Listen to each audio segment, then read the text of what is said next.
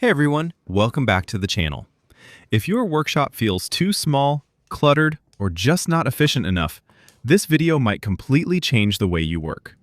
Imagine having a clean, organized, professional miter saw station that not only saves space, but actually makes your cuts faster, more accurate, and way more enjoyable.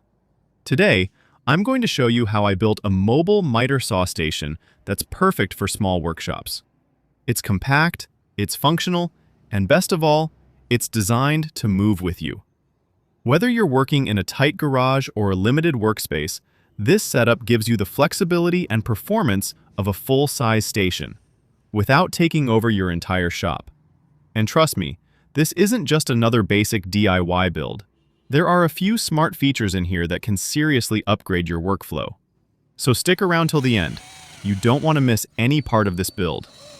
If you enjoy content like this, make sure to hit that like button, subscribe to the channel, and drop a comment below to let me know what you think or what you'd like to see next.